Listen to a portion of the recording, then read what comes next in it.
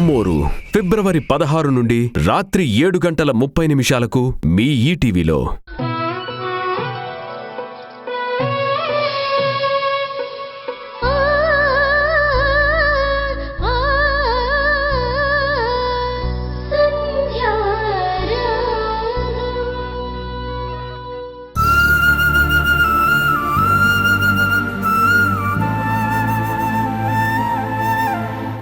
వదినా, ఇది నిజమో అబద్ధమో తెలీదు. అంత పెద్ద నింద నీ మీద వేసినప్పుడు నువ్వెందుకు మాట్లాడడం లేదు?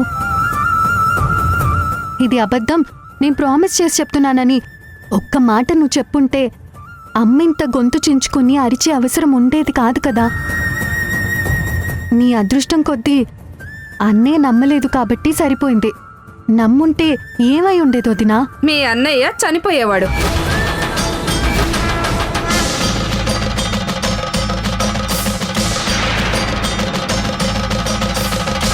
నా కొడుకు చనిపోయేవాడే.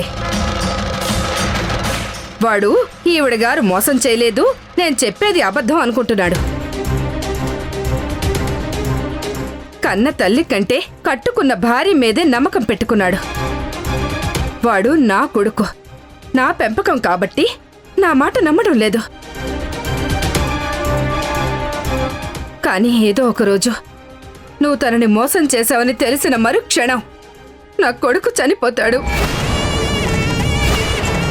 అందరి ప్రాణాలు యమధర్మరాజు చేతిలో ఉంటాయేమో కానీ నా కొడుకు ప్రాణాలు మాత్రం నీ చేతిలో ఉన్నాయి.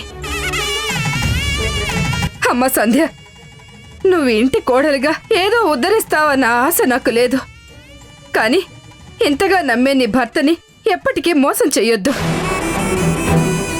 నాకు చెప్పకపోయినా, చిన్నపిల్ల అమాయకురాలైనా శ్రీజకు చెప్పకపోయినా కట్టుకున్న భర్తకైనా తెలియాలి. భార్యాభర్తల మధ్య నమ్మకం ఉండాలి తప్ప దాపరికాలు ఉండకూడదు, మోసాలుండకూడదు. మోసాలుంటే నువ్వు అనుక్షణం భయపడుతూనే ఉండాలి. భార్యాభర్తల బంధం ఆనందంగా ఉండాలి తప్ప భయంతో ముడిపడి ఉండకూడదు. నువ్వేం చేశావో నీకు తెలుసు, నీ అంతరాత్మకు తెలుసు. నీ గుండెల మీద చెయ్యి వేసుకుని ఆలోచించు. నువ్వు చేస్తున్నది తప్పో కాదో నీకే అర్థమవుతుంది. చివరిగా నీకొక మాట చెప్తాను. హిందూ ధర్మంలో పతియే ప్రత్యక్ష దైవం అంటారు. నువ్వు దైవం లాంటి నీ భర్తని మోసం చేస్తున్నావు, తనని అవహేళన చేస్తున్నావు. వాడికి ఏదో ఒక రోజు నిజం తెలిసి, ఆ రోజు మా అమ్మ చెప్పినా నేను వినలేదే అన్న ఆలోచన వస్తే ఆ మరుక్షణమే నీ చేతిలో మోసపోయినందుకు వాడి గుండె ఆగిపోతుంది. వాడి ప్రాణాలు గాల్లో కలిసిపోతాయి. నా కొడుకు ప్రాణాలు నీ చేతుల్లో ఉన్నాయమ్మా. దయచేసి దయచేసి నా కొడుకుని పిచ్చివాణ్ణి చేసి చంపేకు.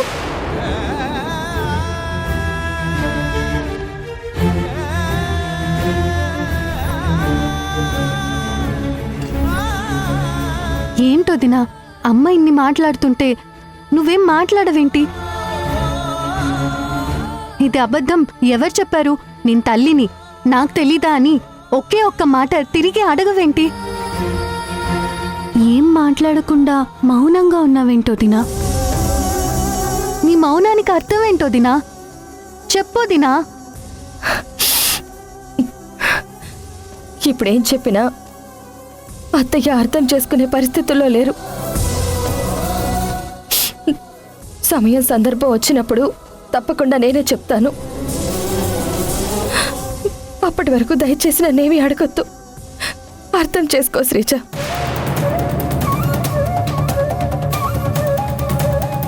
దీని అర్థం ఏంటి? అడగద్దంటోంది. అలా అని చెప్పమన్నా చెప్పట్లేదు. అమ్మడికేది అబద్ధమా లేక వదిన నిజం దాస్తోందా? ఏది నిజం ఏది అబద్ధం? అసలు ఏం జరుగుతోంది?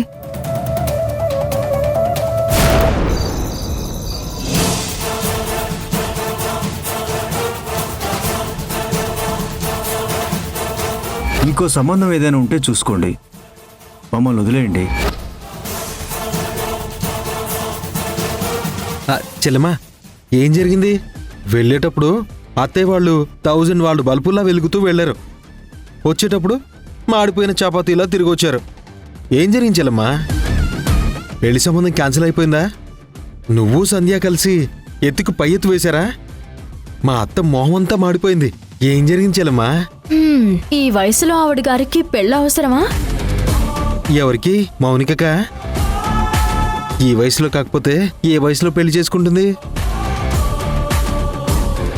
తనకి పెళ్లి చేసి పంపించేద్దాంలే గాని ఇప్పుడు దాని గురించి మనకెందుకు? రాజేష్ పెళ్లి చూపులైతే క్యాన్సిల్ అయిపోయాయి కదా. అయ్యాయి కానీ నాకు పెళ్లి కావాలని అడుగుతుందే. ఎవరు? మౌనిక? అది చేసుకోదు. కాదు బ్రో, పెళ్లి కావాలని అడిగేది మౌనిక అయితే నేను హ్యాపీగా ఫీల్ అయ్యేదాన్ని. కావాలని అడిగేది మీ అత్త. ఆ? మా అత్త? నేను మా ఆయనకి పెళ్లి సంబంధం చూడ్డానికి వెళ్తే నేను పెళ్లి చేసుకుంటాను, అబ్బాయిని చూడ్డానికి పెళ్లి చూపులకి వెళ్దాము అని చెప్తుందేంటి? ఓ ఓ ఓ ఓ ఓ ఓ. ఫస్ట్ మ్యారేజ్, సెకండ్ మ్యారేజ్ ఎవరైనా పర్లేదు కానీ నాకు పెళ్లి కావాలని అడుగుతుందేంటి? ఆ, చిన్ని, మీ బిన్నికి మళ్ళీ పెళ్ళా? ఈ వయసులో ఏం పోయే కాలమే దానికి? వద్దులేండి, అది ఇది అనకండి. నాకు బూతులు వచ్చేస్తున్నాయి.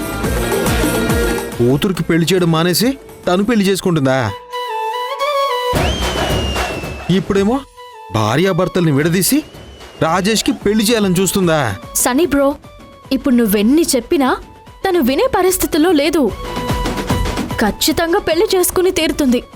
ఆల్రెడీ మ్యారేజ్ బ్రోకర్ కూడా తను చెప్పేసింది. ఆ? ఇప్పుడు పెళ్లి చూపులు ఆగిపోవడానికి కారణం కూడా తను పెళ్లి చేసుకుంటానని చెప్పడమే. అది విని పెళ్లివారు ఈ వయసులో పెళ్ళేంటి, ఇలాంటి వాళ్ళ ఇంటికి మా అమ్మాయిని పంపించమని పెళ్లి క్యాన్సిల్ కూడా చేసుకున్నారు. జుట్టుకి రంగేసినంత మాత్రాన పెద్ద హీరోయిన్ అనుకుంటుందా? దాని సంగతి ఇప్పుడే చెప్తా. బ్రో బ్రో, నువ్వు ఆవేశపడకు. నువ్వు ఎంత గొంతు చించుకున్నా నిన్ను గెట్అవుట్ అంటారే తప్ప ఆవిడ పెళ్లి నిర్ణయం అయితే అస్సలు మార్చుకోదు. ఎట్టి పరిస్థితుల్లోనూ క్యాన్సిల్ చేసుకోదు, పెళ్లి చేసుకునే తీరుతుంది. నా బాధ ఏంటంటే మా ఆయనకి పెళ్ళైనా పర్లేదు, మౌనికకి పెళ్ళైనా కూడా పర్వాలేదు. ఏ వయసులో మీ అత్తకి పెళ్ళేంటి? అయ్యో, అసహ్యంగా లేదు? చిచ్చి, అసహ్యంగా కాదు, పరమ చండాలంగా ఉంది. ఈ వయసులో దీనికి పెళ్ళేంటి? అత్తా, ఏంటో మా పిన్ని, ఏ వయసులో చేసుకోవాల్సింది ఆ వయసులోనే చేసుకోవాలి. మా బాబాయ్ వెళ్ళిపోయినప్పుడు చేసుకోకుండా ఇప్పుడు పెళ్ళేంటో. పిన్ని,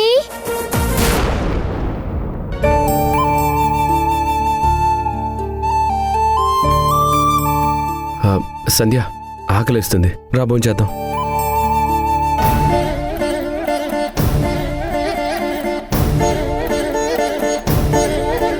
ఏంటి సంధ్య అలా ఉన్నావు? ఓహ్, అమ్మేదో అందనా?